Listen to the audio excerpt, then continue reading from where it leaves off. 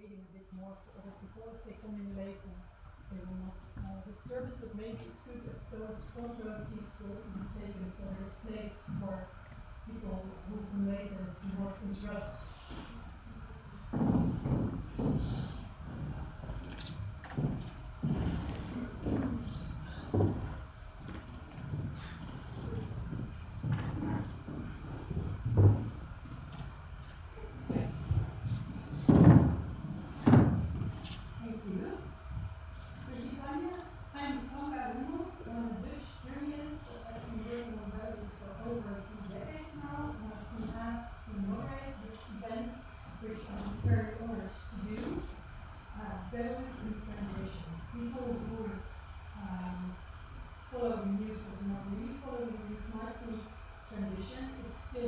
guy in charge.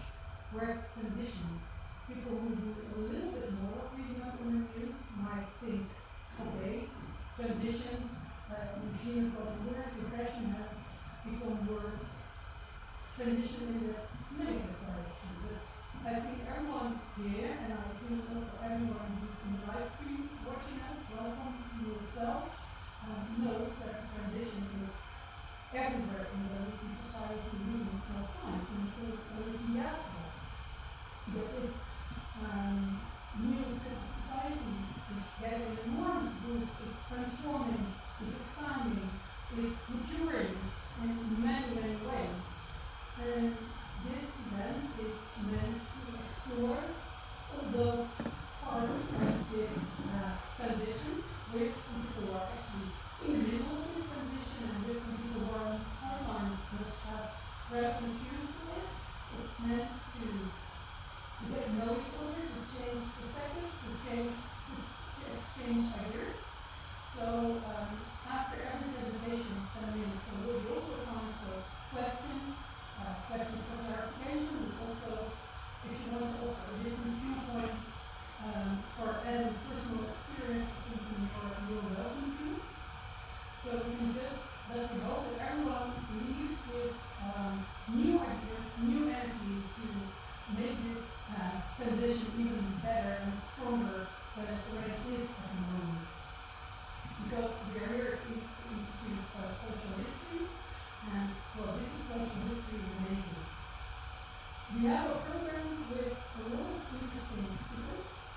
The first one, I'll be brief about them now and give a little bit longer information about them when they are here. We'll listen to Rutten. She's a professor of strategy and culture, and she'll talk about protest aesthetics.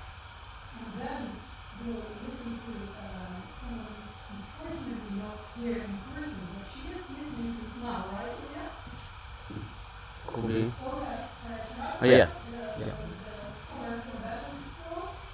And then we'll listen to Tasha, Arlova, who is one of the organizers at the moment, and she'll talk about what has been doing in terms of parts of the resistance outside Belarus, inside Belarus.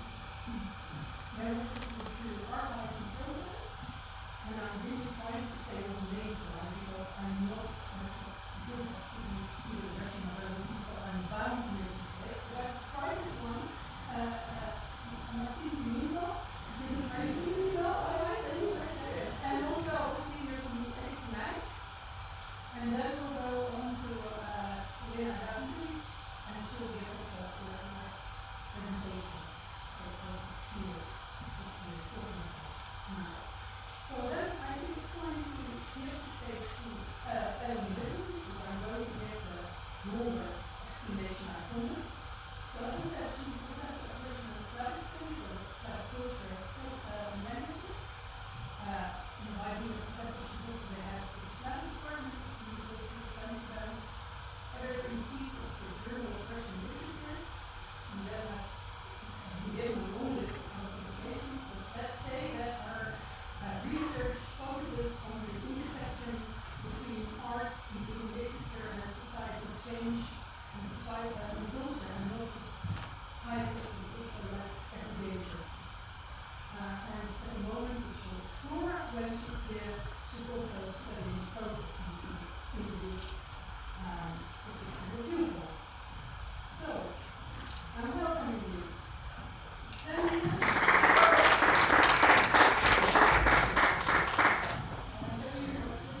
This time we have 2 minutes left. Yeah, I think so.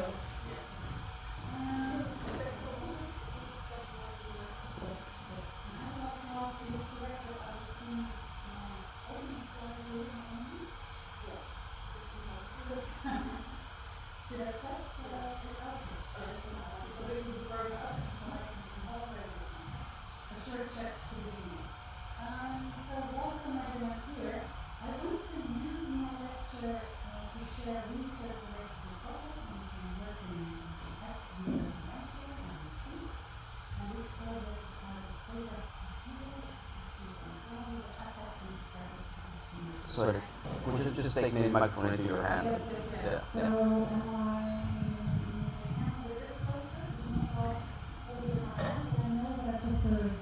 Yeah, this is better. It's easier. Yeah. Okay, I'll do it this way. Yeah. So in this, as I said, it's a talk about on which I'm currently working in the University of Amsterdam. In fact, I just Franka, I've just been immersed in this project for 3 days in a monastery where I locked myself up to write a grant proposal. And if I look at all, this is because I didn't manage to hide from email where it's somehow not from what do we call it, speakers. So don't worry, this is not material. Okay, that's off topic. So in this short talk, I'm really with a tip of the veil of research that I'm currently devising for this project. In fact, the research is so fresh that I think we're hesitant so much about it at this stage, but I do really want to share it here, also because I'm very keen on, engaging in these interactions that Franka was talking about, harvesting anecdotes, anything that you want to share that's important is really very welcome. As I said, I just shared also the title of the project, and I also want to show you the webpage on the Scientific Dutch National Research. This is very promising and official, but the enormous amount of money needed for this project is not there yet. So we still have to be selected for funding, and that's why we are working so hard right now. So it remains to be seen if this materializes, but we are in the first round, and also we're going to go to the second round to strengthen that. So for this project, the plan is that scholars from my university team up with researchers and curators from 2 museums, the Art Museum, the State Museum, and the Other Museum, and from Utrecht, and the place where we are now, the Institute of Social History, and also with artists and activists from the Netherlands and Eastern Europe, Belarus, including Tasha, Arlova, and since who's hosting this evening is from the department. Now, with the project, we follow scholars who say to truly understand protest dynamics, we should read protests and demonstrations not just through political lenses, as is today so often done in news reporting, but we also need to pay close attention to their emotional and aesthetic dynamics. Because protests only work once they appeal to broad audience. I think if you know this yourself, a very famous European example is the little boy who landed in shore in Greece, who died in this migration trip. This time to maybe that made it to, well, it was an internationally enormously visible image that really triggered all sorts of calls for help for migrants. So the fact that that photograph looked somehow appealing, I moved people is very important. So protests only work once they appeal to broad audiences. So to truly understand our social activity, we need to go beyond the ritual political agenda towards things that are trying to highlight visually to the slide. The visual context of protesters, for instance, their use of humor, their creative takes on gender, on national stereotypes, and their innovative use of media technology. For those of you who do not speak Russian or Belarusian, the poster with the woman is a parody with a famous Belarusian opposition politician on a Soviet poster, and the little sweater says freedom with 2 legal classical numbers written in uniform, which are related to protests, and so arrest for people in protest. So all those things, including the yellow national career and the media technologies are what we are interested in this project. Now, with this art of protest aesthetics and efforts in mind, the importance of being returned to protest aesthetics across Eastern Europe and Belarus, Russia, and Ukraine in particular. Why those countries are being the discussion that we have now. And central to that research will be the question, how do protests generate public esteem for action, and which protest words, protest images, protest sounds should they use to mobilize key political and media actors. And studying that question to compare protest objects, posters, photos, fashion items, poems, songs, memes from the rich historical Eastern European art collections of the State and the Other Museum, we compare those historical collections to contemporary projects or protest objects dating from the 2020. And we don't simply want to compare more particularly in the extent to which historical protest objects and avant-garde art in particular is today taken back to the streets, or revitalized. I just realized that this poster is not the best example because it's not classical avant-garde art. The famous example was a painting of Maxim that was remade into painting by Alena, rather than just a man. And this image went viral. So for me, yes, it was not just an appealing image, but it actually attracted a lot of media attention. So now the question that I'm currently studying in preparing our research plan is that of scholarly innovation. And before concluding, that's just a last point that I want to show you, something that is part of this project. So in comparing and historically contextualizing protest cultures as I just explained, protest appeals only on two existing scholarly subfields. You can skip to slides here so that I will need them. The first is these and other studies of Eastern European protest cultures, including Olga Shparaga as well. You see her book there, so that's our next speaker. And transnational theorizing of protest aesthetics. But in the ground proposal that I'm currently writing for this project, I explained that we aim to unite these two research fields, so to conjoin the rich transnational theorizing of protest aesthetics, research field 2, with the related but to date relatively modestly transnational visual field of studying cultural protests across Eastern Europe, and that's field 1, so we want to bring these two fields together. Our claim to image the fame is these long studies, Eastern European protest cultures, have much potential to nuance existing thinking about the aesthetics and effects of protests, and so self-irony or stereotyping technological affordances.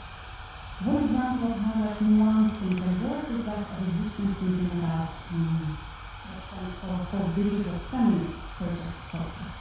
And I Franka has been looking into that field too. So that scholarly subfield is bound to gain subtlety by Shparagas work, or by recent explorations of my colleague Lisa Dorfman of what she called the visual iconography of the Belarusian protests.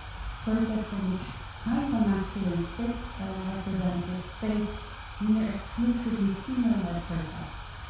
So it matters to the way we think about protests in general that we look into those protest dynamics or gender dynamics in the Belarusian protest.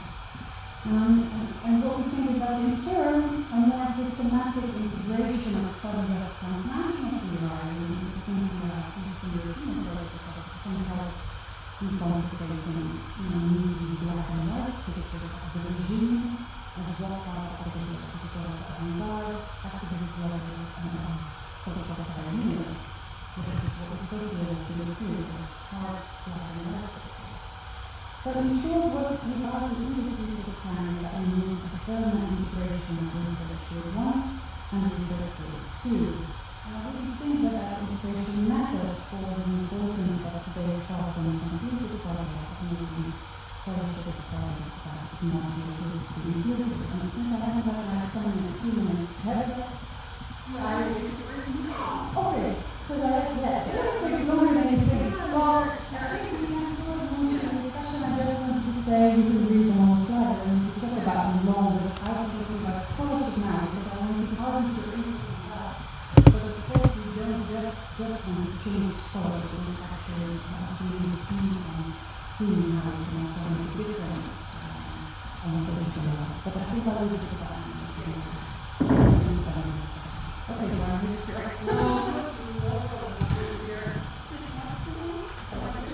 It's not on yet, now it's on. No, it's on. It's not like a problem line, it needs to be aggressive. We will have some time to discuss now.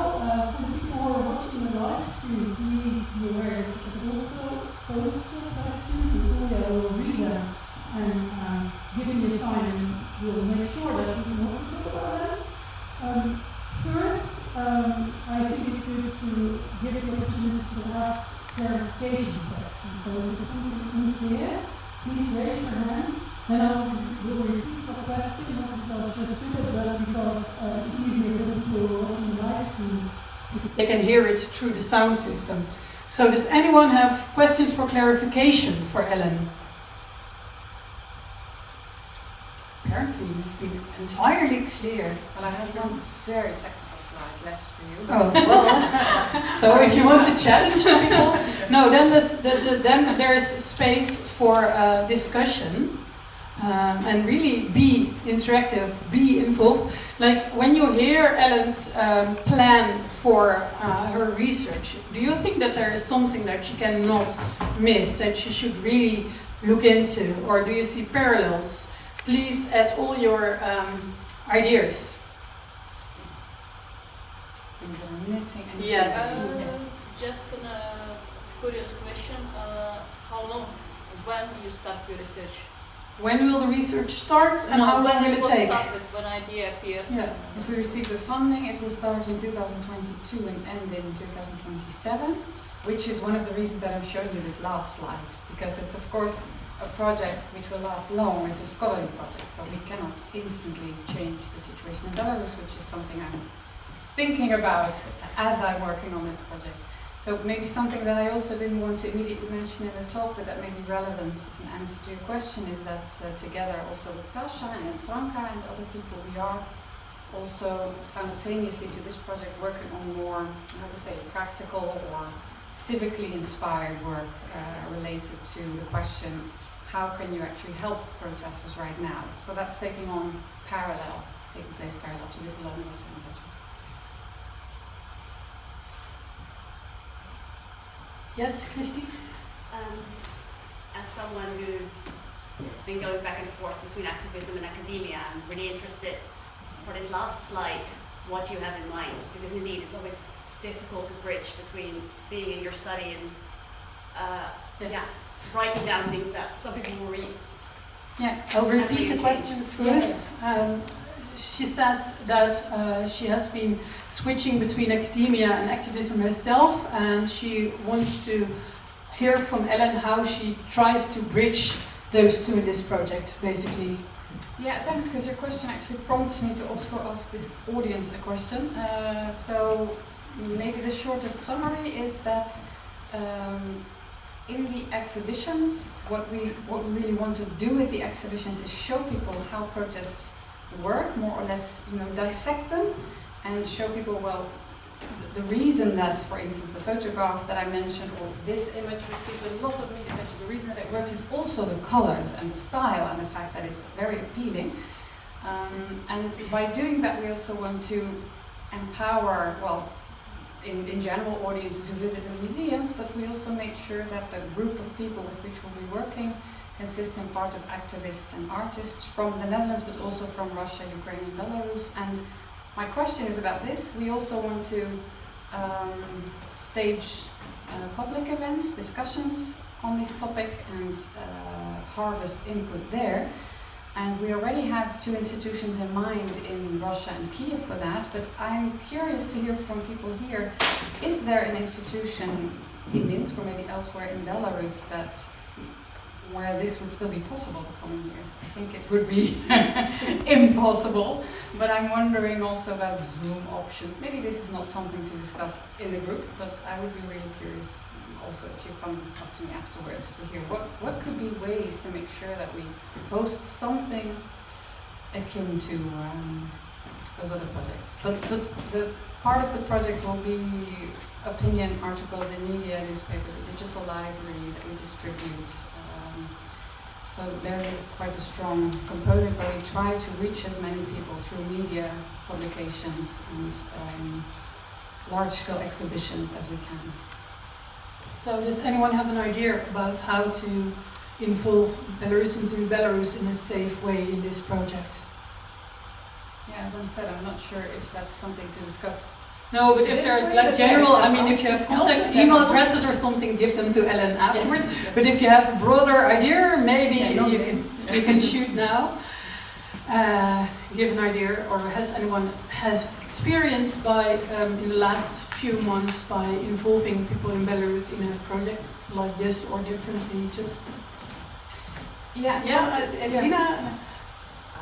So I don't think it is really possible And as you know, the arrests are continuing, and now they are really cracking on cultural figures and people from the arts and musicians. So these are the latest waves of arrests. However, some people from the galleries have been closed. They have moved to Berlin, and they have what is called cultural embassy, and which is the former people from the Y gallery. So they are not exactly in Belarus, but they carry out this work. Like in exile. Their network still in Minsk, and there are also some state institutions that have been able to do work. For I'm going to interrupt you because the people at the live stream cannot hear you, so I'll give a short summary and then I'll give the microphone to you to actually say it, because it's interesting and important what you say. Evelina just said that it's really not possible at the moment to do something like this in Belarus, but that people who were involved in like the critical art movement in Belarus now have transited to Berlin, where they have started cultural embassy. People from Y Gallery, people who've been to Minsk might know that, and that they're trying to do their work from there. And then I want to give the microphone to you to just say what else you wanted to say, so people at the live stream can hear. And I'm asking you to come to me, because otherwise... Yes, so the only places where still some contemporary artwork is possible is in the state's institutions, such as, for example, the Museum of Augsburg or their Museum of Contemporary Art. But of course, it cannot be about protest. It has to be something very, I don't know, tongue-in-cheek, and That's actually really interesting. it cannot be anything in a direct way. But very interesting, because I was, in fact, when I asked the question, thinking people are going to laugh. Well, you don't know how the situation changes, of course, but with the current setup, it's difficult to do something in Belarus. But of course, an ideal situation would be a situation where, as sort of vague and abstract as it would be, you can also make a gesture on site to people. So that sounds very interesting. And for this, actually, also a return question. Are we already through our 10 minutes? We have a little bit of time. Okay, to the audience. So one of the things that is particularly hard in writing this proposal is, it's a proposal for the Nationale Wetenschapsagenda, the National Science Agenda, and that's quite a sciencey initiative traditionally. So we really have to measure the impact also. You could measure the impact, for instance, of what happens to museum visitors by taking surveys. But that's a really hard question for me to answer, how we can measure how you actually increase social empowerment or decrease feelings that you feel powerlessness. So any suggestions also that you might have as to making that point, the impact agenda, as convincing as possible would be very well. Are there any ideas already directly in someone's mind? You can also think about this as we go. Yeah, or contact Ellen later, even at the drinks, or even after that, if you have any idea of how you can measure impact. And I think impact of art is quite a philosophical question anyway. Yeah. Are there any other remarks, questions, anecdotes that you want to share now? Because otherwise I'll start to introduce our next speaker. But please, yes, we have one. Yes, go ahead. How would the relation be between, say, material collected on the street, Vermeij or whatever, and the digital medium? Yeah, and interesting, I'll repeat it. What would be how would the balance be between the digital art and protest works and the signs on the street? How do you do that? That's a really good question. In part, this would be the sort of question that I would want to ask the PhD or postdoc candidate who would apply, to say, how will you do this? But we do offer them some ideas on this. I think, first of all, it's very hard to disentangle for the present day objects, of course, for the avant-garde, it's different. But for instance, this sweater was worn on the streets, but the reason that it's interesting for our project is because we're interested in visibility and media outreach and appeal, is that it was shared so often on social media. So I guess the shortest answer is we are at least not going to fall into the trap of disentangling them completely. And there were some studies, for instance, one recent study by Tanya Walcott about augmented descent, which I find very helpful for thinking about how complex this question actually is. So if you're interested, that might be a book. Yeah, and I think that in Maxim's presentation we will also hear a bit more about this, and also about how they are inseparable, the street and the internet. Yeah, okay, I'm going to give the floor to Tasha. Tasha Arlova? No, not yet? Olga Shparaga. Olga first?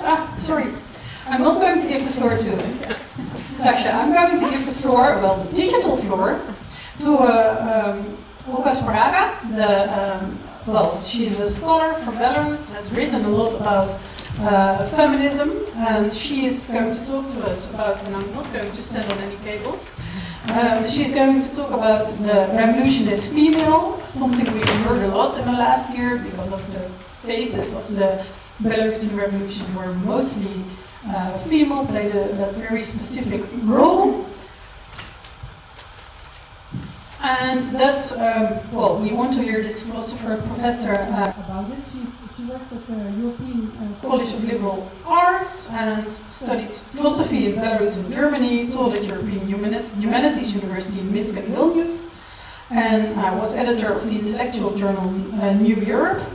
And her latest book, The Face of the Revolution is Female, was published recently in Germany, where most societal books about Belarus appear when you look at Europe. That's interesting to see why. So I'll want to give the floor to Ola, and I hope that she can see us. Yes, she can. Take it away.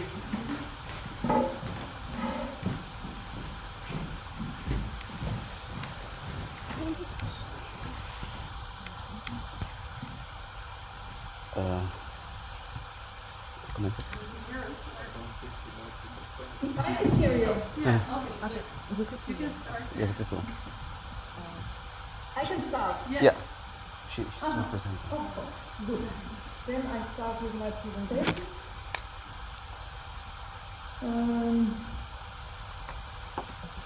Good evening. Thank you for invitation me to this conference. Yeah, I would like to speak about the Belarusian revolution in the feminist terms or from the perspective of women. And there is a question why we can speak and why it is possible and necessary to speak about our revolution as women revolution. And my idea of this is that we had during this protest, and we have now as well, a variety of action of Belarusian women. The Belarusian women acted as individual and as collective subjects by offering on the one hand new strategy, and on the other hand the new patterns of joint action. And these actions have influenced and continue to influence not only women themselves but also the whole society. And we can speak about phase strategies of women actions. So we can speak about women as individual and collective actors, and we can speak also about impact of women on society. And I will speak a little bit about all these dimensions of our revolution.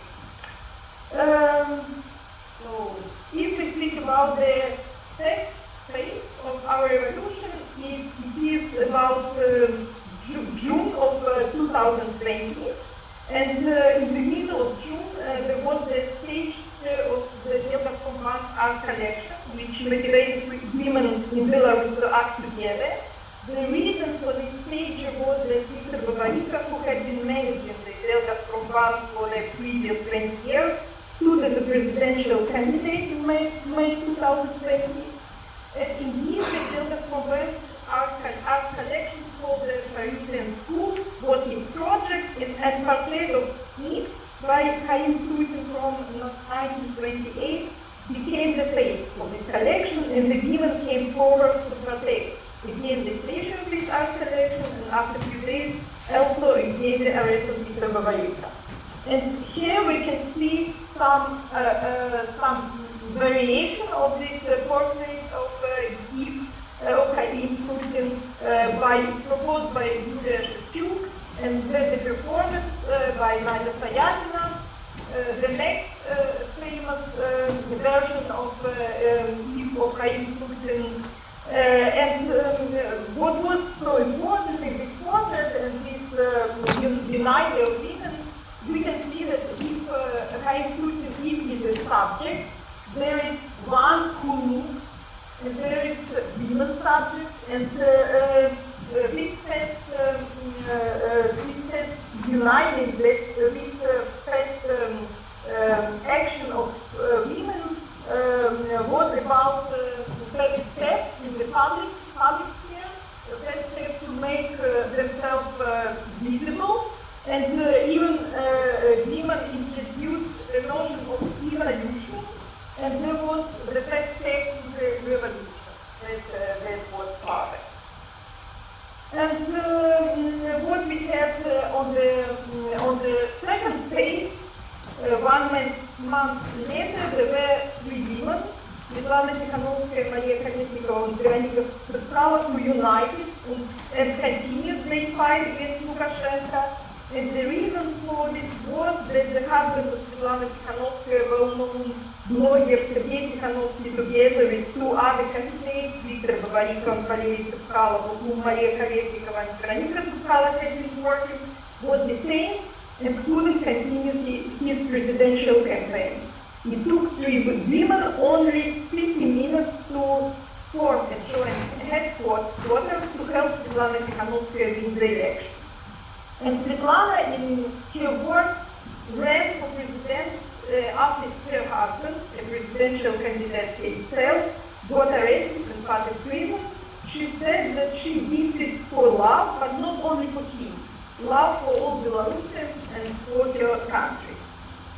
During the weeks, 2 weeks before the election, there were women, the 3 women visited more than 10 cities, gathering thousands of participants in their rallies.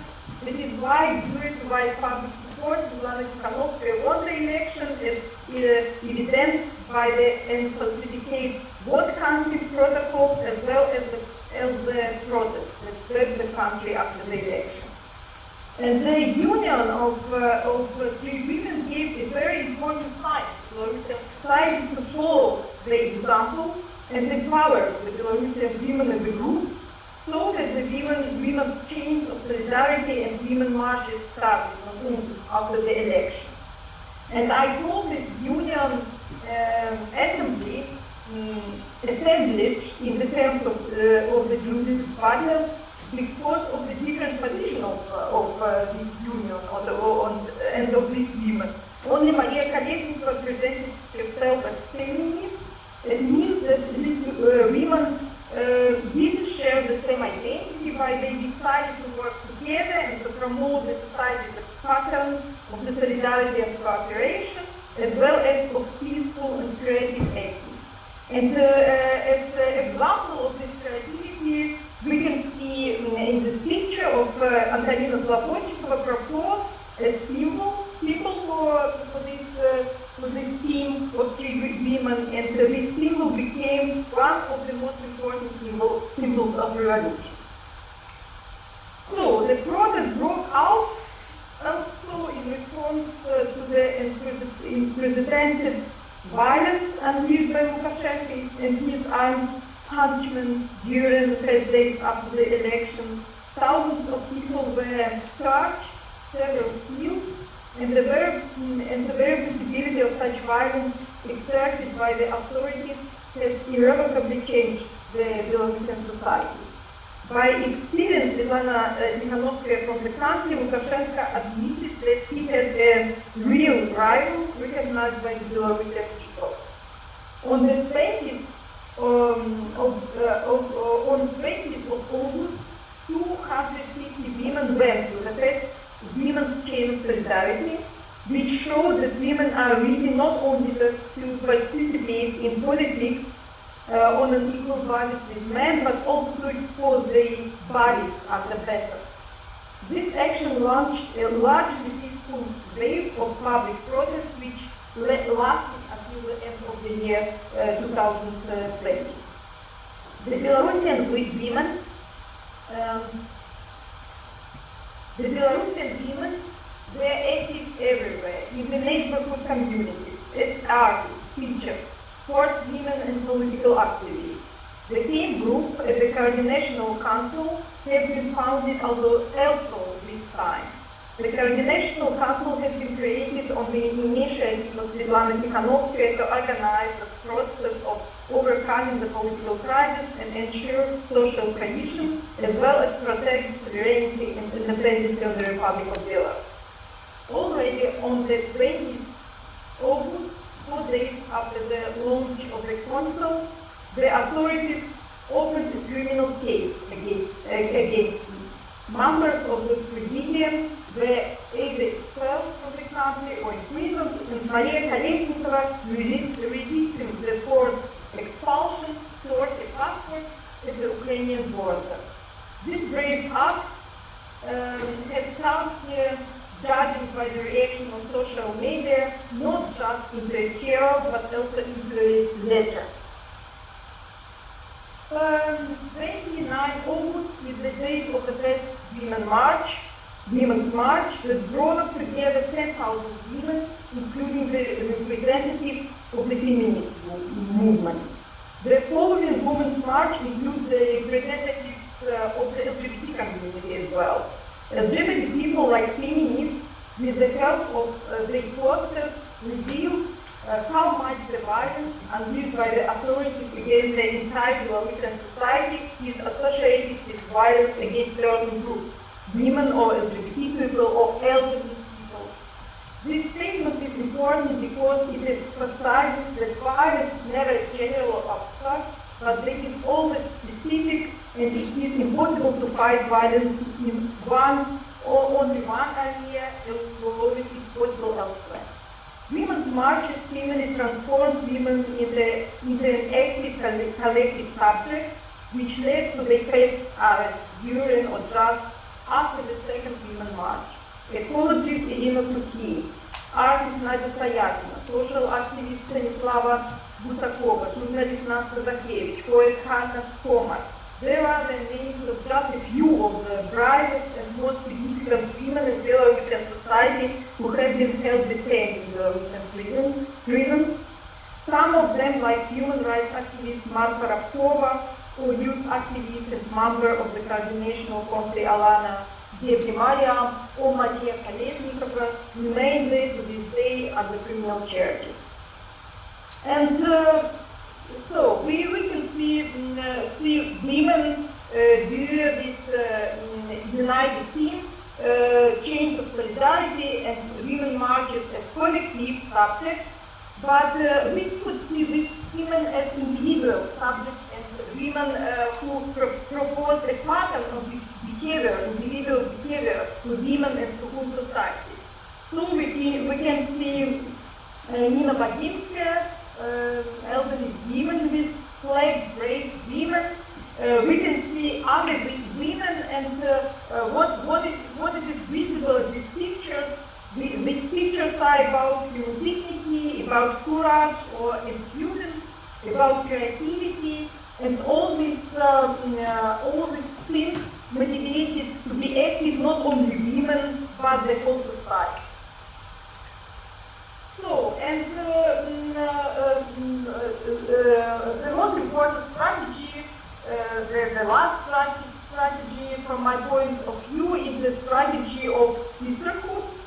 And it was a very important contribution, not only to resist, but also to new constitution of our society, because sisterhood means that one can and should draw strength from caring for each other, from empathy and willingness to share with each other everything that is possible, to share from knowledge to hygiene items, food and underwear, and Belarusian revolution took its final shape previously in this mutual willingness to help each other, showing how strongly freedom, equality, and sisterhood are linked. And we can see that today people are looking for new forms of solidarity through sisterhood, through caring, through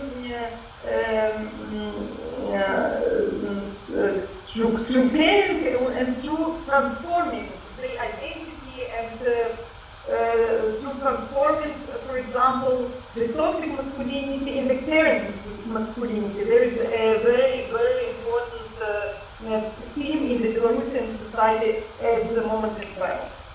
And if we can speak about some conclusion, then I think that violence, especially patriarchal power, was and remains the main theme of the Belarusian protest and the revolution. And that's why the Belarusian society spoke the language of feminists. And feminists who are elaborating the language of speaking about this theme, it was a good way to get these themes and this words and to describe, to propose this word and these feminist ideas for slogans and posters during protest. And such a slogan like "Peace means sit down," there is one of the feminist slogan could be seen on the streets and heads of different people. And in this sense, the female revolution means a new self-understanding of our society, which remains incompatible with understanding that protect Lukashenko in his military circle.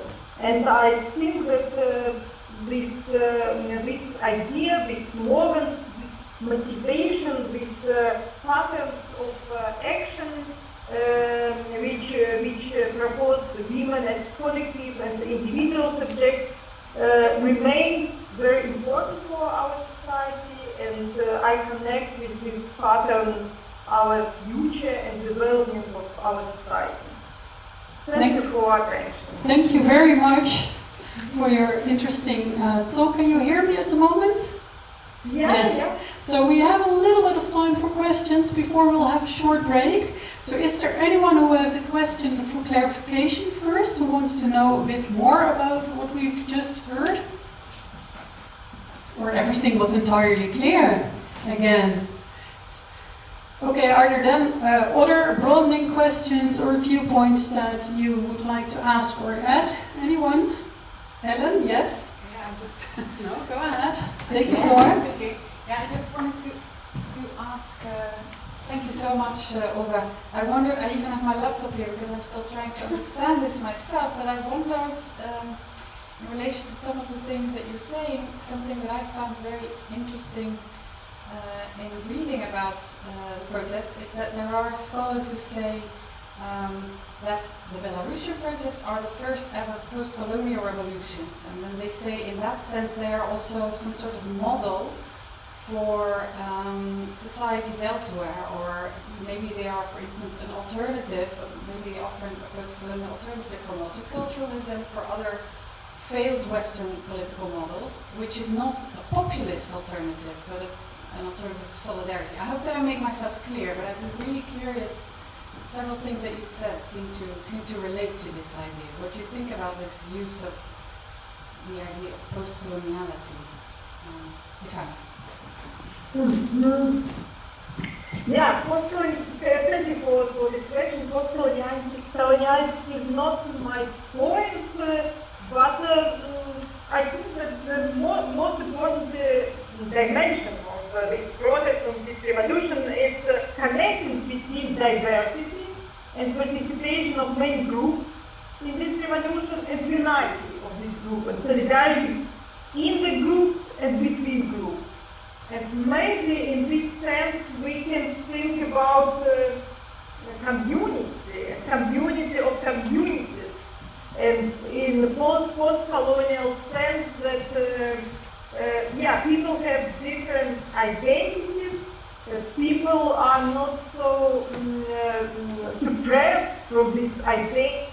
They can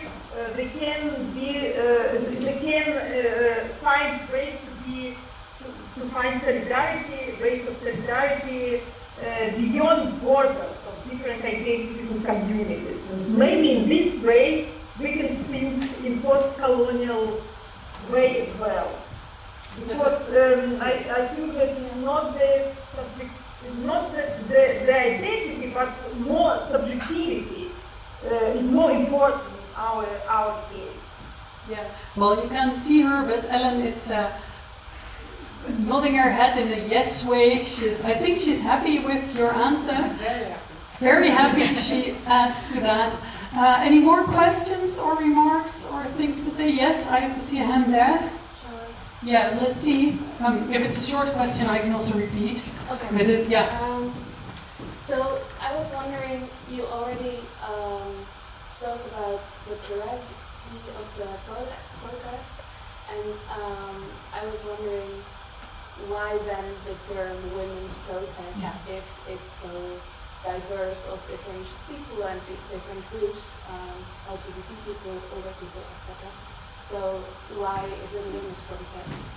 Why isn't it intersectional protest or something? I'll repeat the question. So you've been talking about the uniformity of the protests, that it was very diverse, including many groups like specifically LGBT mentioned. But if it are so many groups involved, why is it called a women's protest? That's the question. Yeah. Of course. Thank you for this question. It's necessary to speak not only about women dimension and women revolution, but I think the women proposed, it was my idea, proposed a variety of strategies, a variety of ideas, how we can act, how we can, which way of solidarity we can find. And I think that this impact of women was so important then we can say it's about women, about a big role of women in this revolution. And women were active in different phases of revolution. It's important as well. And this caring, sisterhood, I think there is this opposition to patriarchal power and to this hierarchical model of our society. And then because women and women's solidarity is something that make role of women the key role. But we must speak, of course, about other groups. And in my books, the first capital is about women, and the other capital is about whole society, with diversity of society. So if you but I think that variety of actions and of patterns of action proposed by women is something that marked our protest. So if you set aside the patriarchy, it also creates space for other marginalized or groups that are not in charge. Yeah. So it's mostly anti-patriarchy or aside patriarchy. More that than even like specific women. Or am I making a wrong summary here or a wrong question here? Yeah, someone else, more questions, or are we going to the break now? I see one more hand, and that's going to be the last question because we are running over time. Go ahead, tell us. Yeah, I wanted to know, you mentioned a few of the brave women that are in prison, but as somebody who works a lot in solidarity with political prisoners, the vast majority are men. And I was wondering, does that have to do with what maybe assessments in patriarchy that women are less threatening, so even if they are in majority on the street, that they shouldn't be arrested? Is it some fear of arresting women, of how it would look like? Do you have any explanation for that? I'll repeat the question for the people who are watching online. This is, I know who she is. This is Christine Miedema. She's active in Amnesty, and she's also involved in solidarity with political prisoners. You mentioned female political prisoners, but most of the political prisoners are male. Does it have to do with the patriarchy, with women seen less as a threat? It's another explanation why women are not the biggest group in the group of political prisoners. Can you explain it? Yeah, so my explanation refers to patriarchal power, and the idea of Lukashenko was that men are the most important. Men are leading the revolution, and it was good for women because they could be more brave, but they were imprisoned as well. But for Lukashenko, men remained leaders, and with men, Lukashenko refers to men, the leading of protests. And that's because men are in prison first of all. Is that an answer to your question? So I think we can thank you for your contribution for now.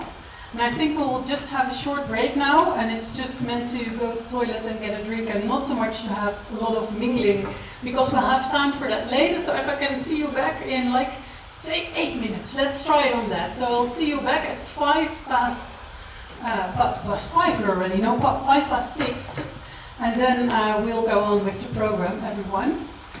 You're signing something? Okay, good. Thank you.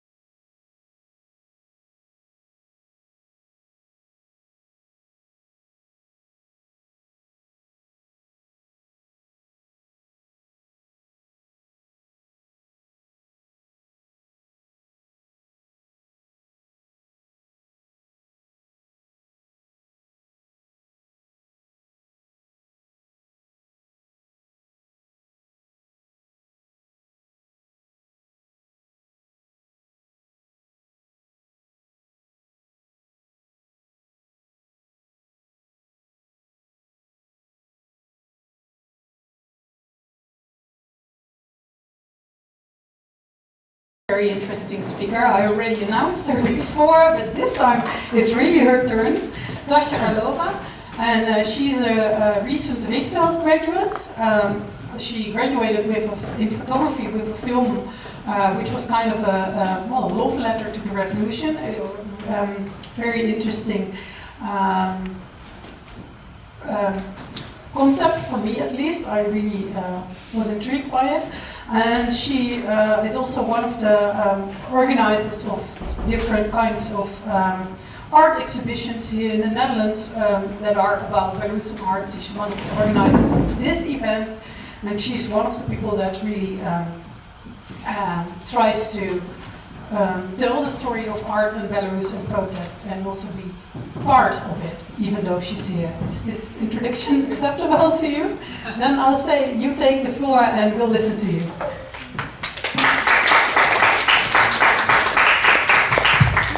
Thank you.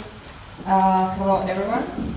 I'm very happy that we made this event together, because for me it's really important kind of create meanings and new connections. And I think it was like a long year, and we built up some kind of friends and network, and it's really nice to learn from each other research and unite forces, sort of. And I will start maybe a bit more, so it's not exactly art and resistance. I will talk more about events there were a lot of things we organized in the Netherlands, also Belarusian diaspora artists, and maybe I'll talk a little bit before on my personal motivation. So I studied in the Rietveld Academy photography and video, and from the beginning, overall, I think it is interesting when you move abroad, you start to get questioned all the time, where are you from? And back then, like a few years ago, often people didn't know much about Belarus. There was either a question like, is it Russia? Like, is it, last dictatorship? And also this kind of brand that was so much amplified in media. So I can imagine that people got this kind of really picture. And I was researching a bit about photo books released on Belarus, and it also was like some kind of this exotic gaze. And it was kind of difficult also to find something from Belarusian artists here. And it was like actually even before last summer I was thinking a long way how can we change it, how can we introduce more, like in my case I was thinking about photographers to show kind of a different picture.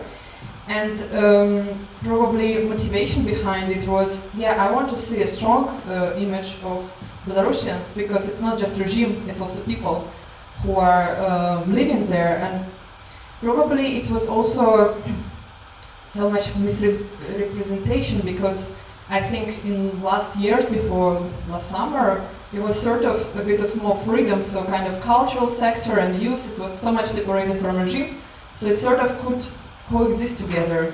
So I always wanted to ask people, you want to know about regime and repression, but do you want to know about our music? Do you also want to know what's happening else?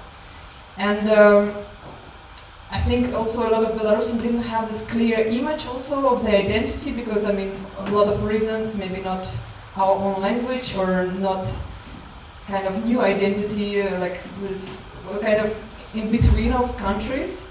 And what I believe what happened last summer with this massive protest, it became also like a revolution of values, and a lot of people saw themselves as strong people, as people with solidarity.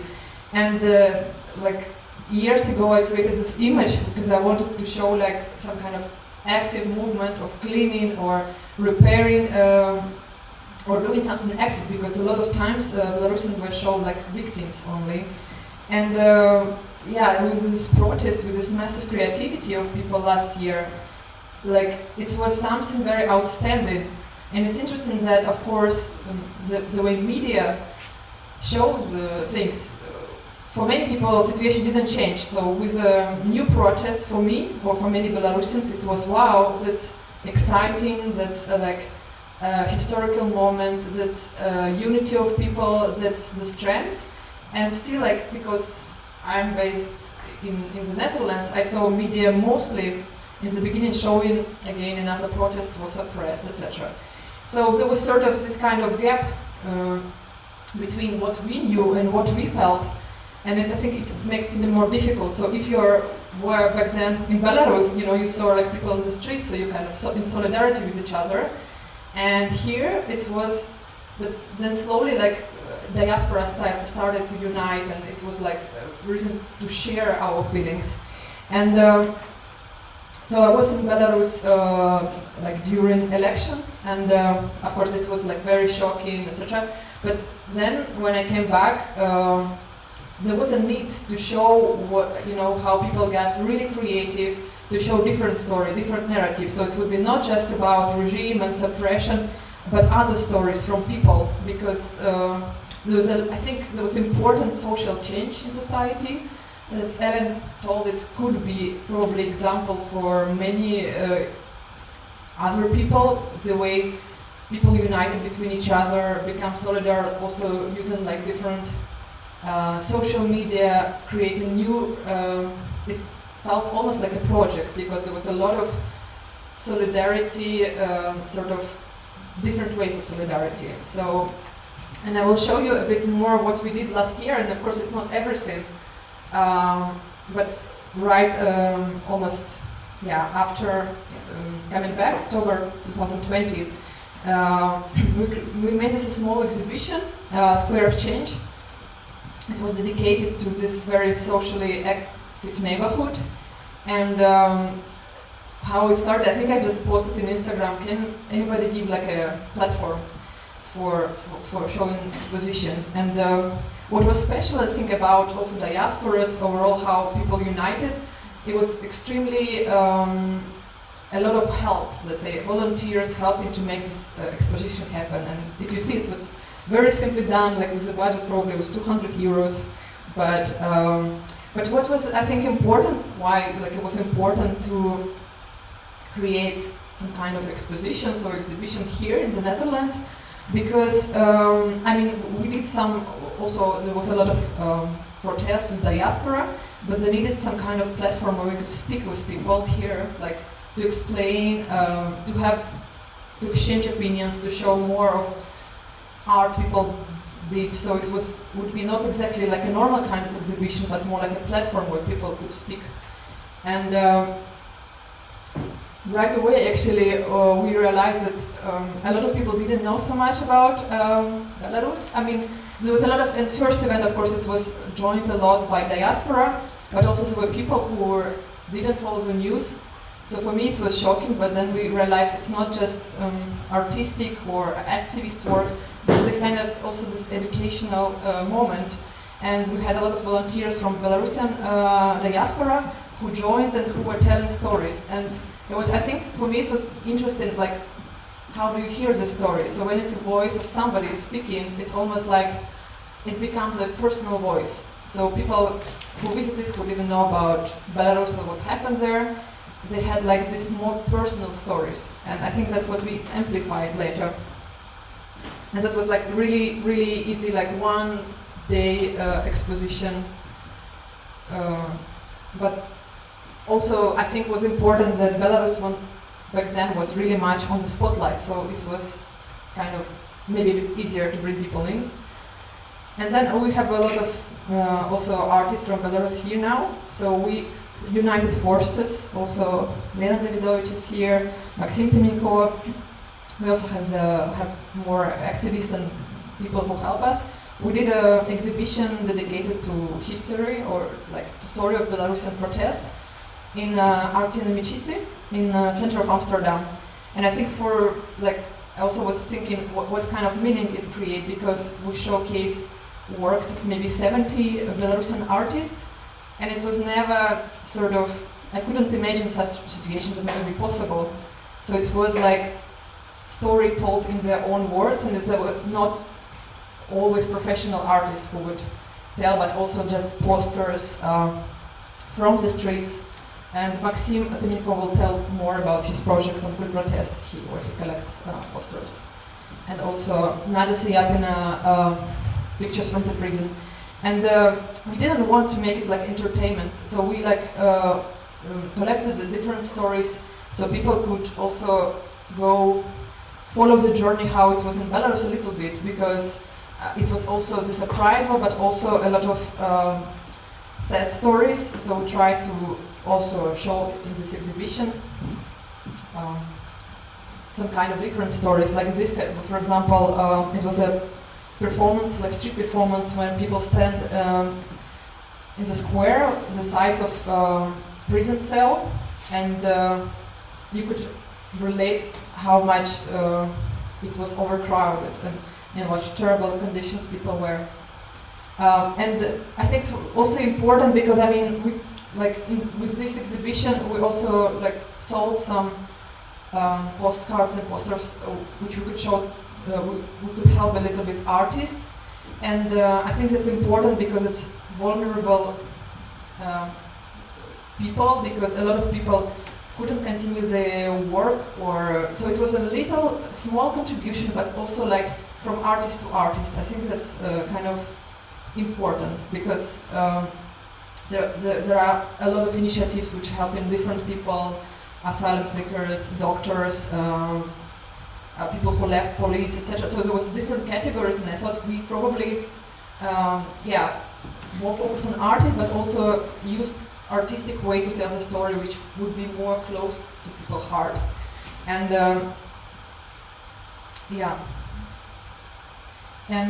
in November I was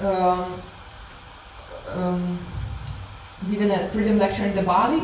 It was also quite special moment because I could invite other Belarusians, and I couldn't imagine that before. So we created the program sort of together. So I was speaking on protest art, then Evgen was speaking about Square of Changes, protest neighborhood. So for me, it's also, I'm constantly thinking of this kind of decolonization, or it's not maybe the right term, but it's because I think about story of post-Soviet, Eastern European countries.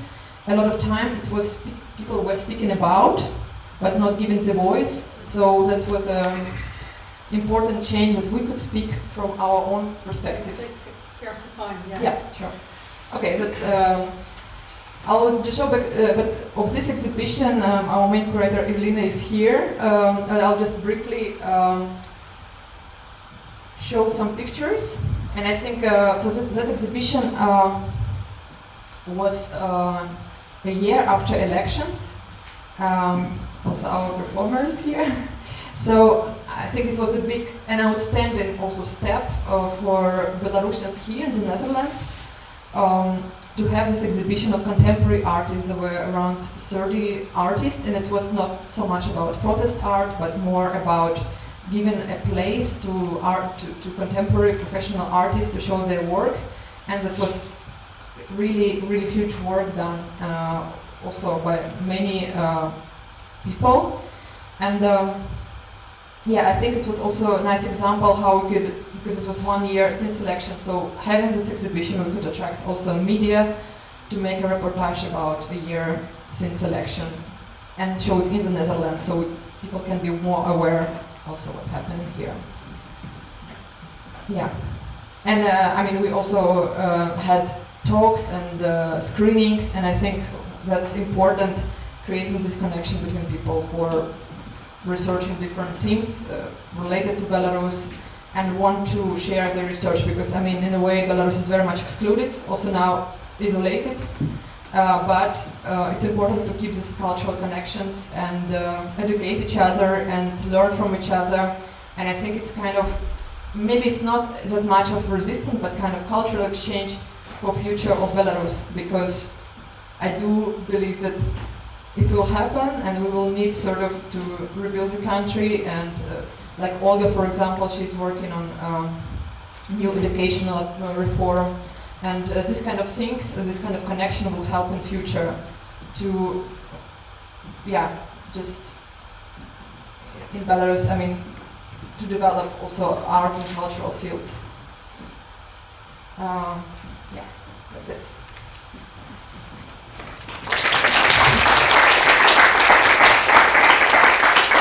And then we have time for questions as well, of course, but first I have a question for clarification as well. You say it's not resistance per se, but isn't it so that in a dictatorship that claiming the narrative automatically is resistance because it's taken away from you?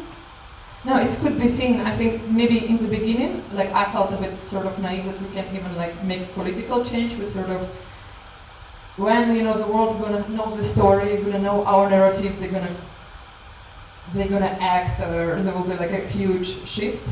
So I think it's just more like calibrating. So maybe it's also a way of resistance because I think it's a way of resistance, but not as maybe just in a different form. Yeah. Questions for clarification? And we also have other artists here, and if you want to add something who participated in the exhibition, so.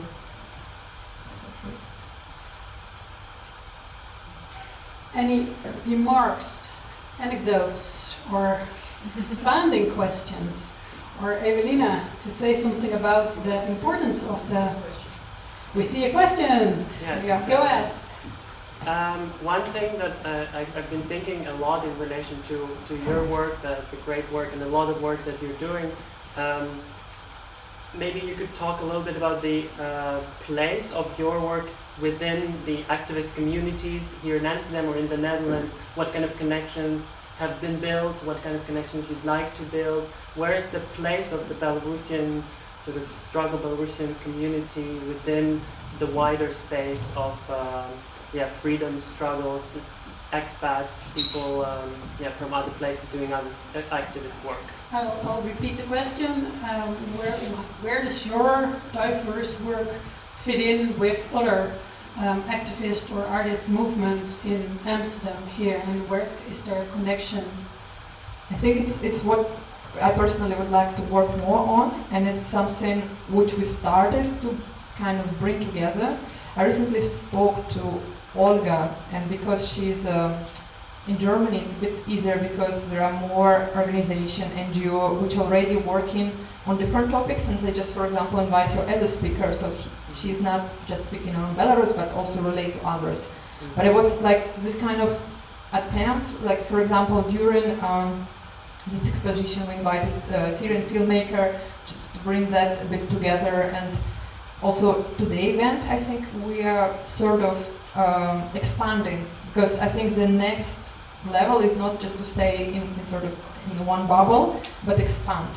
But I'm just thinking now also, for example, with a film, for me it's a bit easier to imagine that it can be screened somewhere else with a different context. Mm-hmm. But I think that's the next step what we have to take to expand it, so it will be more reachable for other people and also for ourselves. I think it brings a lot of reflection to see similarity within the regimes, to see solidarity with people from different countries, so we are not isolated even as diaspora or as artists living in the Netherlands.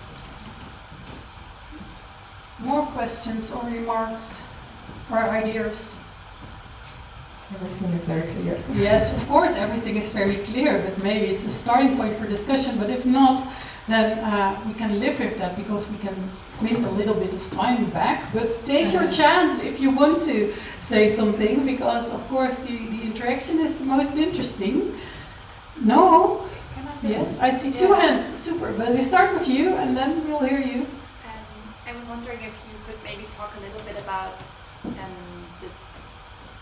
I'm not super knowledgeable about the artist scene, or not at all, in Belarus. So I was wondering, is there still art going on in Belarus at the moment? Is there still an artistic scene? Have most people left? What is the status in the country itself? I'll repeat the question. What is the current situation for artists in Belarus? Is there still a scene?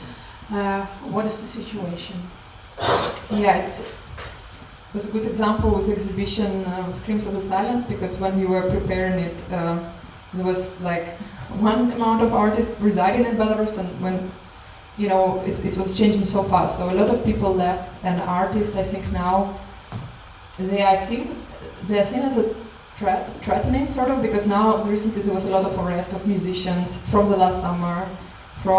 So personally, I cannot maybe tell the whole situation, but from my friends who are artists, a lot of them left in some other way, and a few people I know, they have like a particular choice to stay, but institutions are closed. You cannot really show anything related to politics, but not only. So it's kind of anything can be seen as a threat. So it's quite. I think it's like art in exile situation. But, you can. Yeah. So it's very sad. It's damaging, let's say, because also galleries were closed, and also Maxim will probably talk about more of the experience of, making exhibition also in Kiev. So it's like now situations that most cultural events are happening outside of Belarus, related to Belarus. Yeah. Yeah, as a follow-up. Go ahead. Is there still ways to connect to people though via social media? Or? Yes, you can connect. It's just also with basic safety rules. So like when you reach people, of course they have social media, but they're more on personal level. They connect like through Telegram. So it's just, but you still connect, of course. No, I meant in the artistic sphere. Sorry, not on an interpersonal level. For exhibitions to reach people. Not sure if, like, to reach. I mean, I was wondering if because you said most art is done in exile now, in the diaspora. There's still a lot of attempts for artists to reach back into the country with the content that we create. Does that make sense?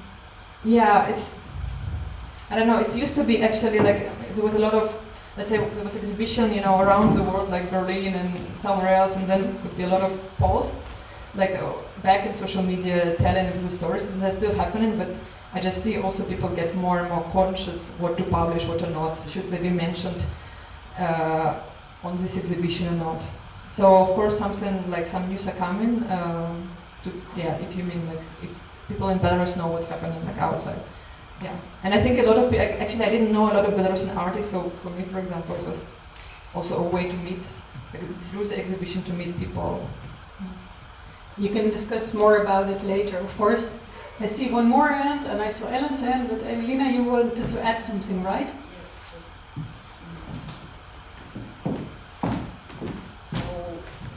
Coming back to these questions, you have people who are not familiar with the situation. You have to realize that people are getting 2 years in jail, in prison, criminal sentence for one comment on social media. So now the situation is extremely dangerous. However, one of the artists from our exhibition in August went directly to Minsk and organized a performance festival that took place from September 4th 6, 7 in the Museum of Augsburg. He was a socialist realist sculptor who was doing sculptures of Lenin, Karl Marx, and this museum is his workshop, his atelier with all the sculptures, and it has some of the most radical art events in Minsk right now. It's a state institution, so I was quite amazed by Maria's courage to go and do this. She also brought performances from Czech Republic and artists from Czech Republic, and somehow this event happened. But most things are happening very much underground or in state institutions, which some of them are still active. And of course, there is a lot of art still in Belarus, not so much contemporary art, but there are many musicians, artists, theaters. So, but yeah, the situation is very, very, very dangerous for all the people here. But there is now also happening a huge renaissance of Belarusian culture all over the world, and there is very, very many exhibitions. So yesterday I was contacted for participating in 2 exhibitions dedicated to Belarusian art, one in Poland, one in Germany.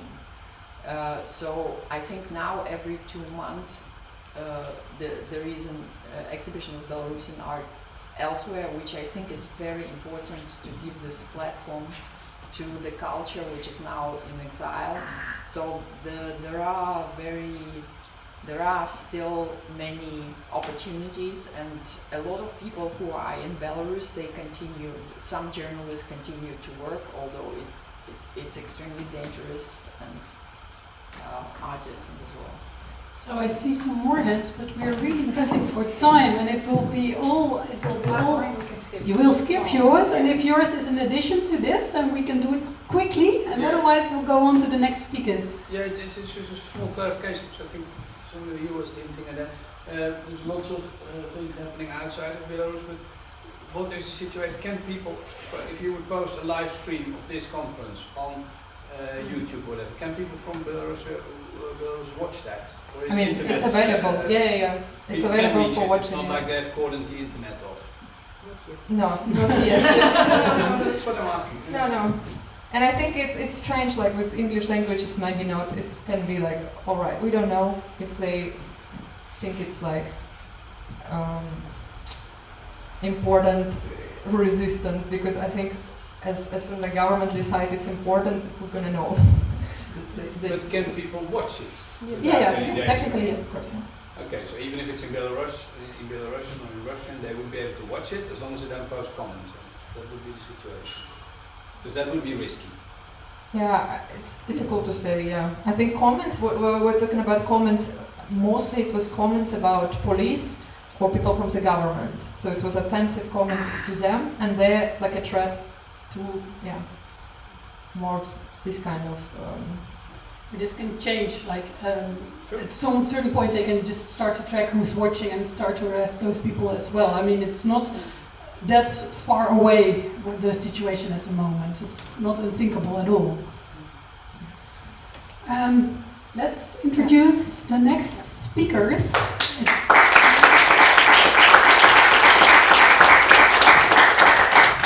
It's two of them, then they talk about the same topic but from a very different perspective. We'll listen to Maxim Tyminko. He will introduce himself, I think, but he is like the head of many internet portals of Belarusian art. Has been in the past, but also is now, that the posters you can use for protests, etc. And after that we'll listen to Vermeij, who works here at the International Institute for Social History, and he researches how to archive revolutions, and then a specific focus on Asian revolutions, but it will give insights on how this revolution can be archived. And after those two presentations, we'll have a combined Q&A. Take the floor.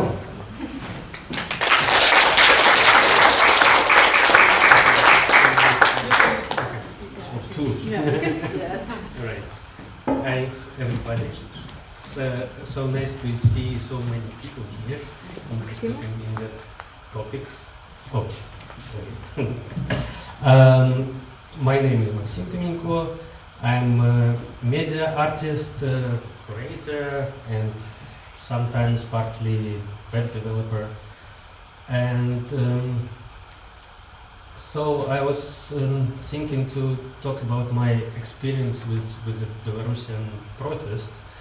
And actually it started in 2010 after also that time fraud elections and the big protest on the streets in Minsk, actually biggest protest in many years in Minsk.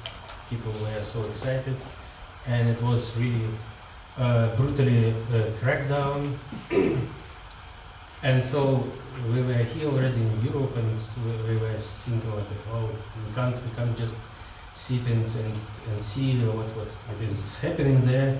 And with the support of different artists who were there, I started a platform, a website, antibrainwash.net. So this is one of the posters, with the idea to make a platform for artists and designers to speak loud, to protest in visual language, and to kind of to spread the visual kind of resistance to the regime.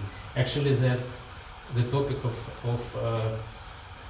aesthetics of the protest or visual kind of languages, it's very, very interesting for me because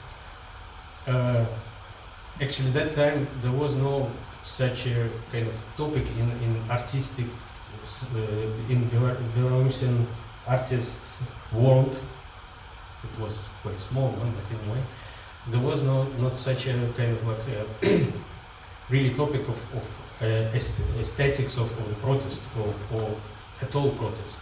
So my hope was that by providing that tool to the platform, the kind of like just to promote this kind of trying to make some kind of language of the future, like for the like you said, like avant-garde art, yeah, that was the language of the revolution. Or we didn't have this language, we don't have this language yet, but so that kind of utopical idea was there, and that the idea was that anybody could download the posters, leaflets, even some newspapers, self-made newspapers, print them out on home printers and spread everywhere. And that website worked for a couple of years. That was actually a lot of downloads, a lot of kind of activity there. But then the protest was kind of like slows down, and the website also kind of disappeared somehow. And then in 2020, just before the elections, Sergei Shabotin, who is an artist and curator from Belarus, he contacted me and said, like, maybe it's a time to resurrect the anti-brain wash.net website. And so we started the platform cultprotest.me. I have to switch the screen. And yeah, this time this protest was really like very much visual, as Olga already mentioned in her talk, and like a lot of artists, a lot of creativity was involved, and it was kind of easy and simple to invite people, and everybody started to really participate. A lot of artists, designers were sending the posters. The idea was the same, kind of samizdat. It's term from Soviet dissidents, where you spread your some forbidden literature and everybody print them at home. So the idea was the same, but suddenly and kind of unexpectedly, everything changes, because actually from the platform which distribute visual materials, posters, we kind of start to transform into kind of archival website, because we couldn't really just a normal website, although we have quite okay collection of posters. Right now it's about 450 or something. Then we realized that people don't use the website as we wanted, and we actually well, it's kind of clear, because just a normal website can't compete nowadays with social media and Telegram, and there were many places, yeah, who distributed the visual, like Facebook, Instagram, Telegram, and that was kind of like distribution platform. And we start to be kind of like collectors of that visual stuff. And then we also didn't really thought about that. but then it's also start to be a platform for or a source for many artist exhibitions around the world. So people, because we have this kind of like, you just take it and print it, so everybody start to take and print, but not in Belarus but outside, and start to use in many different exhibitions. It was in Berlin, in Tokyo, in Paris, in Amsterdam, Den Haag, now in Essen. So it's like kind of, we even don't actually know exactly where next posters will pop up. But yes, and I want to just go to and talk about one exhibition where I was also co-curating in Kiev in last year, was it? Yeah. Or this year? No, this year. This year. Wow. Exactly. Yeah, this summer. It was quite a big exhibition. Mistetsky Arsenal in Kiev, which is translated as Art Arsenal. They have a huge building, really huge, and we for our exhibition they gave us like 4,000 square meters space with 10 meters high ceilings, and so it's just enormously huge.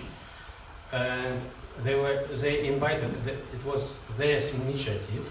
It was really kind of interesting and nice that people from Kiev were interested to represent Belarusian art, contemporary art, but of course with a focus on the protest and activism. And we had a big, also huge curatorial team. We were 6 of us: Andrei Dureiko, Antonina Stibur, Alexei Beresionak, Marina Naprushkina, Sergei Shabokhin, and me. And so that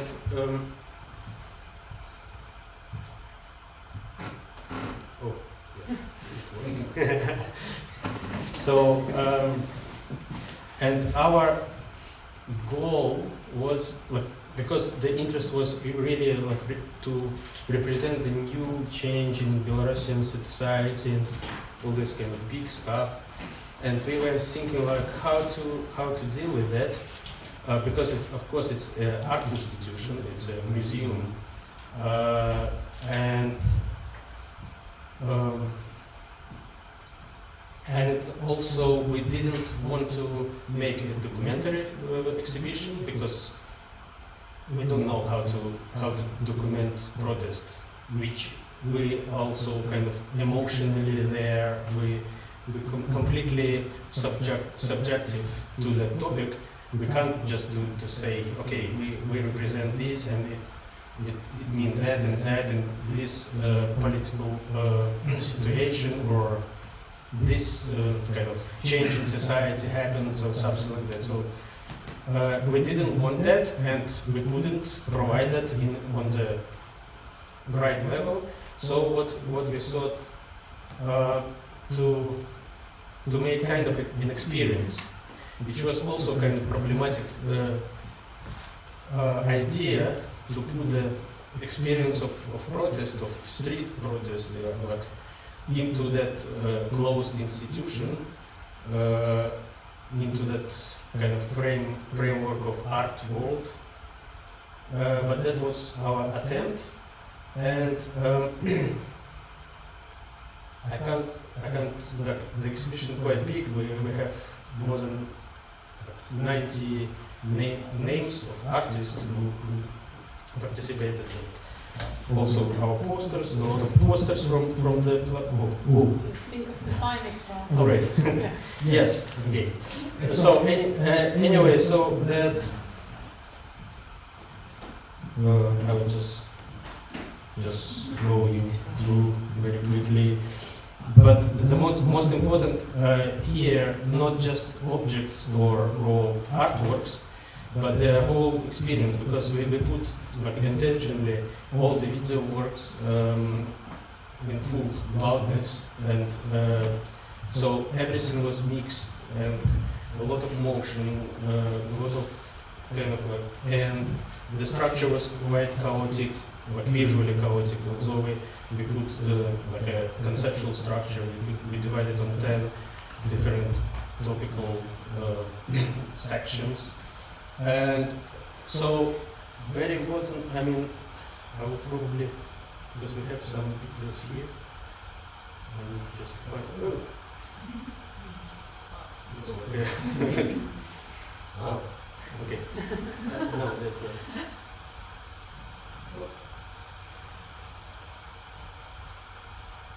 This one. I just very briefly, just to give you a little impression of. Can we hear the sound? Yeah.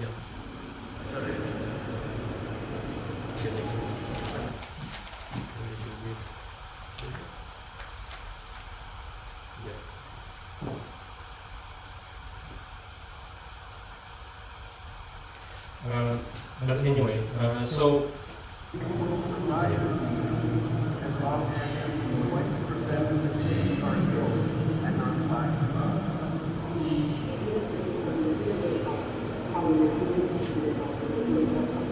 and we try to connect all the works together, so you have always some dialogue between the works, and we connected, put together a lot of completely different works as very, very direct political messages, activist works, together with less obviously kind of connected to the protest. And putting them together brought us also into very interesting combination, which kind of explored the things like protest and abstract art. They just start to melt into something different. But why I'm showing this is also because it kind of gives me a lot of thinking about the issues. Like it's kind of trying to archive the protest, archive something very emotional, very alive, into some kind of trying to put it in a box, in a glass vitrine, which I feel like a little bit kind of not really nice approach to that things. And so I mean it's very kind of complex and big topic, but it just like I think it's kind of I know the necessity of preserving these artifacts, preserving these kind of statements, but at the same time it's very hard to do this in the right way, not to kill it completely. So we already had a question from your thing, like how do you measure impact, how do you classify, qualify emotions, how do you archive them? But let's see how projects like this have been done in the past, and let's give the word, the microphone to our next speaker. Vermeij.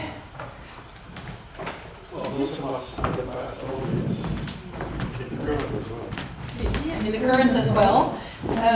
Let's hear.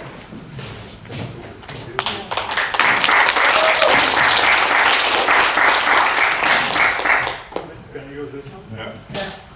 I was told to keep it close to my mouth. So. Okay, welcome to the ICZ. My name is Vermeij. Like Maxim, I'm a curator, but the word curator has many meanings.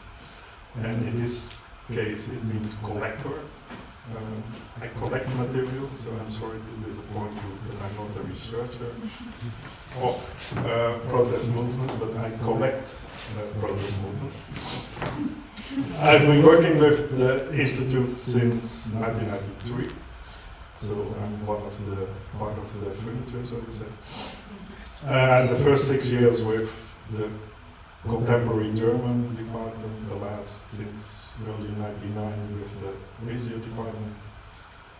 And for the Asia department, I was based in Asia, in Bangkok to be precise, from 2002 till 2017.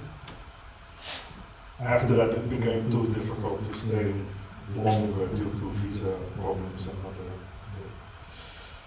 more technical reasons. I'm not going to explain too much about the ISS's. I think you can all look at the website issg.amsterdam. There's a very beautifully phrased mission statement which would already take 5 minutes to read it, so I'm not going to do that.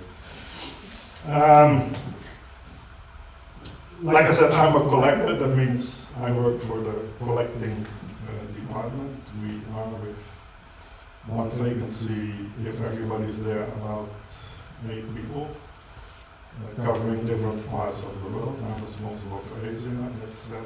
There's somebody for Africa, there's somebody for Middle East and Northern Africa, there's somebody in Moscow for Russia. There's a researcher, but not really a collector in Bolivia, who basically only buys books.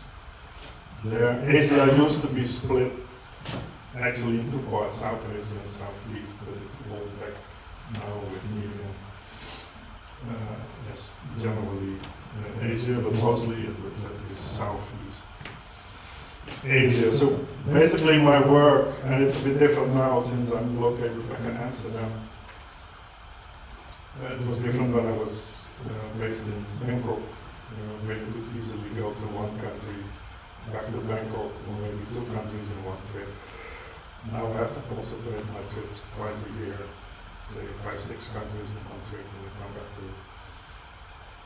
Amsterdam. And what we do basically is offer the services of the Institute for groups, individuals, trade unions, political parties who are not able to take care of their own archive, but also for whom there is no local solution.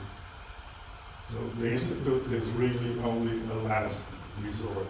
I mean, in the past we would go around, okay, bring everything to Amsterdam. That has been slowly phased out in the last 15, 20 years. It's more working with local groups. Of course, the advantage of digitization has brought a big change in the ways we collect. It happens much more now that we make arrangements that the originals will stay in country. Like we're doing a huge digitization project now with one of the biggest trade unions in Sri Lanka, the CNU. That's been going on for 2 or 3 years already now. But in the end, the digital copy will be available here. And there's still discussion going if the originals will come to Amsterdam because the climate conditions in their office are very bad. But at least there will be a digital copy available for research and researchers. There, that also touches, of course, on ethical questions and archiving. What we do in any case is to make contracts with groups and people. There's basically 2 types of contracts. There's a deed of gift, but where people donate material to us. That doesn't happen very often, but it happens. Especially for older people who, so if their children are not interested in the material, they bring it to us. 95% is what we call an act of deposit. So the material comes to Amsterdam, we are the caretaker, but the ownership is still with the depositor, so to say. So that can be a temporary arrangement. If the situation suddenly turns very bad in the country politically, you can be sure that the police doesn't come knocking on your door and say, okay, let's take it out. And of course, also their digital has a big advantage that it's much easier to take out than all these boxes of documents. But another important consideration in the contract is the access to material. Who has access and who has not. Lots of organizations we work with deal with sensitive materials, so you don't want that to be in the public domain. So in the contract it is also established that these records can be opened, these records are closed, these records are closed for the next 25 years. Oh my god, I'm only at point 3 here. So let me see that. And there is a big difference in that sense also between, and then I touched on what Maxim also said, the physically collecting of, we call it ephemera, banners, flags, whatever, t-shirts, and collecting archives of groups and movements who organize protests, etc. Maybe I should focus a bit on the first. Then, so in any country where I go, I would visit protests. So it doesn't really matter much, and I would see if it would be able to get some material, a poster, or a lot of material you can also buy. And this all especially countries like Thailand, every protest there's sales, there's buttons, there's all kinds of. So that doesn't really pose an ethical problem. But if you go out, especially as outsider, as a foreigner, that's most of the cases I am. You see a very interesting banner, and you're tempted to ask somebody, okay, can I have that for my collection? But you know, then you take it out of the context, out of the rally, and it was a very interesting example. We had a banner from a protest in Hong Kong in 2019, and on the back of the banner was a little post-it note. In case the banner would be lost, or the person who carried it would have forgotten it somewhere, please carry that banner and take it forward, don't leave it behind. And so as an archivist you sort of feel, yeah, you're torn. You would like it, but you also realize, no, it should stay here where it is and be part of the protest. So that's also part of the ethics of collecting on the street. And therefore, if you relate to, say, movement archives or personal archives, then the big issue is trust. You need to build trust, and that takes a lot of time. You cannot just knock on somebody's door and say, hey, I'm from this famous organization. It doesn't work like that in the country. And in that sense, it's also important who introduces you to somebody. Like in Philippines, where you have a very hard political divide between different political groups. As soon as they find out that you talk with one of the others, you're done. They don't talk to you. Secret time now. Okay, let's leave it with that, and the rest comes in the questions. What knowledge is relevant, what is blah, blah, blah. Let's see. I'll take this microphone, and I would like to invite Maxim back here. So it's interesting the points you both make, and you see that there's this other kind of collecting history in Belarus at the moment. For example, the crimes done by the regime, like tortures, to just make sure that you have the pictures, that you have the medical records, that you have papers of who committed the crimes, like not just people who gave orders, but who physically committed the crimes. And this kind of collecting material that is going to be history in the future is really hard at the moment in Belarus. Because of course the regime has its own narrative that doesn't have to do much with truth or facts. So all those kind of questions that are put up here are things about how can we make the history of the future. Are there any questions or clarification or for expansion now? Yeah, go ahead. Yeah. I'm getting a little bit confused, I must say, because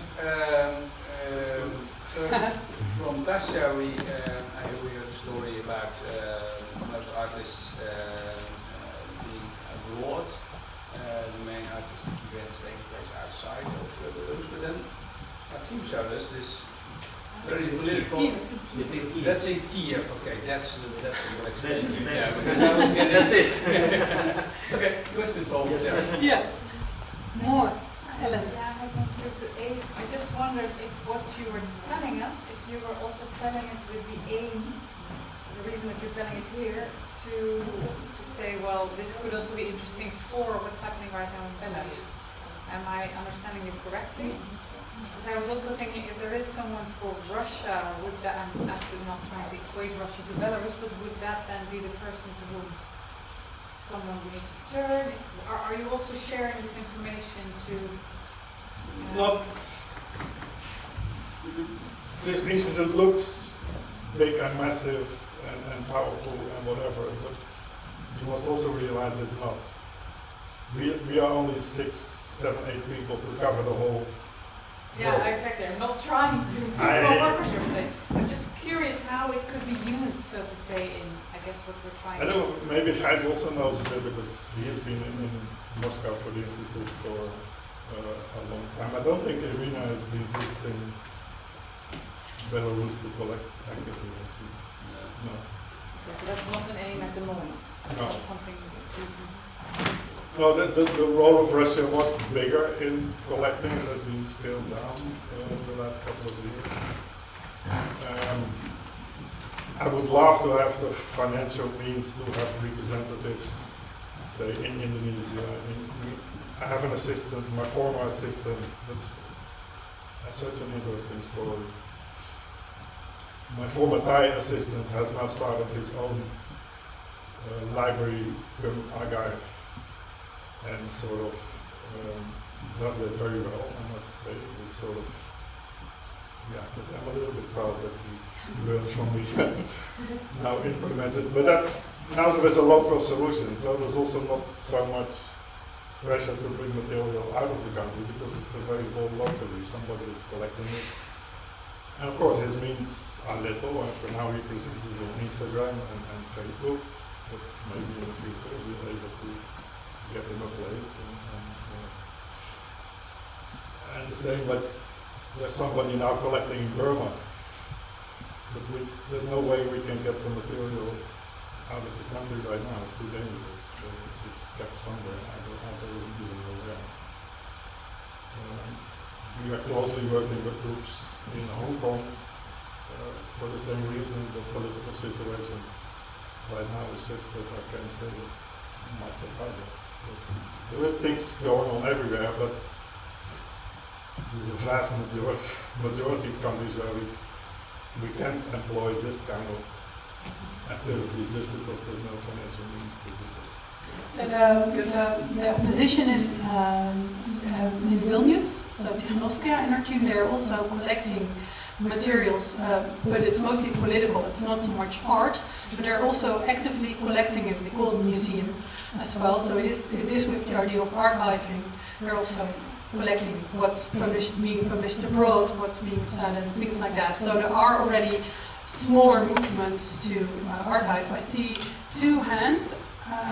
And are there 3 hands? And then after that we really have to round up. I'm sorry, and other questions can be asked during the drinks if we still have time for that, because we're really running out of time. I saw your hand and I didn't hear you before, so you... Yes, thank you. My question is mainly to Maxim. Is there or was there a kind of dialogue also with Ukrainian artists, institutes, things like that? Because if I remember correctly, Mistetsky Arsenal have also had exhibitions archiving the Ukrainian Revolution from 2013-14. Yeah. So is there a kind of dialogue or inspiration? How does that work? I'll repeat the question for the people who are on the live stream. Was there a discussion with the Ukrainian artists, because there have been efforts to archive the Ukrainian Revolution? Did you discuss with them? Yeah. Actually, many Ukrainian artists support us even when it was like anti-brainwash.net. And now on the website, a lot of Ukrainian artists posted their posters. But concerning that Ukrainian protests and Mr. Arsenal, yes, that they were actually, they showed us all the catalog, they were kind of like bombarding us with the information about that exhibition because they were afraid just not to repeat kind of like the same. But of course you can't repeat it because, I mean, the nature of protest is completely different. And actually they did it already retrospectively. They just kind of, they were thoughts about the revolution. And we were dealing with a live process. We couldn't really do some kind of looking from the distance. But yes, we talked a lot about that. So then your hand I saw. Yeah, I just wanted to add something from my own experience of working at can you, ISA. then I'll give you the microphone, but keep it brief, please. Because my name is Gijs Tessa, I also work at the International Institute of Social History. And I just wanted to add something to what Abe said. It's not only a matter of financial means of what you're able to do, there's also a challenge involved in documenting such protests, and it would especially be the case, I think, in Belarus, also in Russia, is that who is going to collect it? From outside from the institute, you wouldn't have the inside knowledge necessary to be able to collect what needs to be collected. Ideally, local people should do that, but that in the current situation is also a political risk for people collecting, documenting such protest for an outside organization from the Netherlands would be a political risk for most people, which would be too large to ask. So these sort of considerations are also make it difficult to collect documents of protests. Yeah, that's what I refer to as a journal. Yeah. So you also, Alena, you also wanted to add something. But I have a question to IIS. A question, but is it okay if you ask it during the drinks, or then I'll just go to the last question before we go to the performance, because we already lost so much time. I can also ask it. She also ask it later, so that means that we can start to round up this part with the talks, because we've been talking about Belarus in transition. We heard Olga say that we need to search for subjectivity. I think that's a really interesting remark that applies to most of the speeches that we've heard here. Searching for nuance, actively searching for complications to break through the black and white, to actively find out what's going on without just this framework of the bad guy and the poor people are suffering. And I think now it's time to see, to experience something of this Belarusian culture. And we'll see a performance by Alena Davidovich. And I'll give the microphone to her. She has a microphone. She has a microphone already. Yeah. Okay. Hello everybody. Yeah, like Franka already told, my name is Alena. I'm also come from Belarus. I've lived a long time in Netherlands. Yeah, and the piece I will present is pretty personal. It's actually not really protest piece. It's more come from my personal experience of living life in Holland, or in Belarus and in Holland, and developing like kind of personal tool of resistance or survival tool. So one of them I found the first important thing I found when I'm facing the wall or impossibility. I apply singing. Actually, I'm not trained in singing. I'm a painter, I'm a visual artist. But that's always helped me to overcome my personal challenges and accomplish climb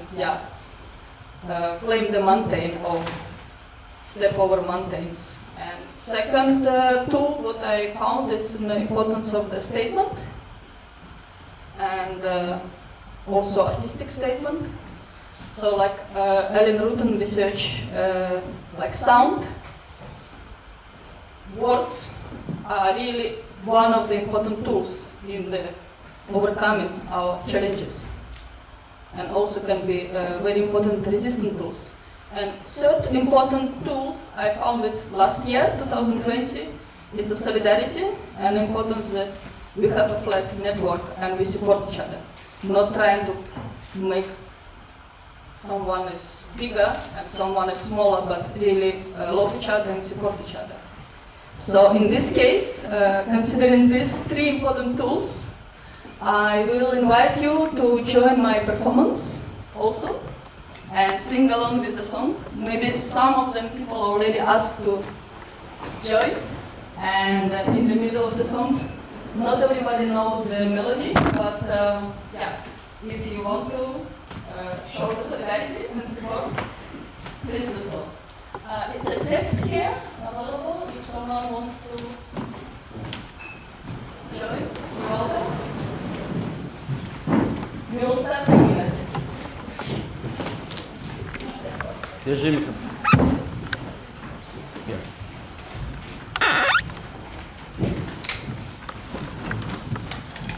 Я сюда это поставлю. Да.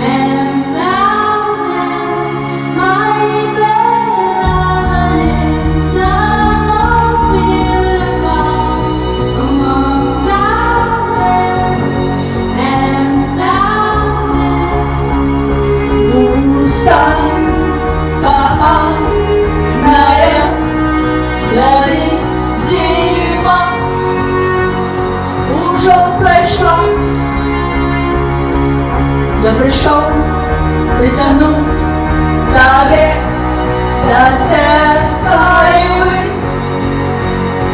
вместе зажги, намочили землю и квертира свяли. Я чую ляма голову уношает земли, наполняющий поветра гомоном любви. Вода ветер шепчет змей. Надышли уста, Алена, гляди, зима уже прошла. Я пришел притянуть тебе до сердца и вывести из темы. Сезон уже другим устанет.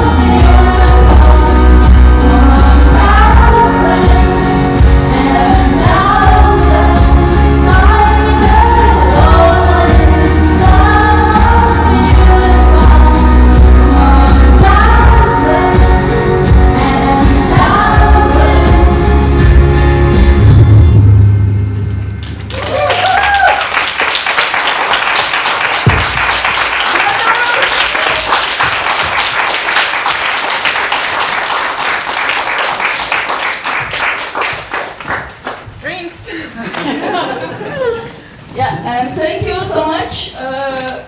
Also Dutch people, Thijs, Renate, Franka for solidarity. Thank you Belarusians for solidarity. Thank you.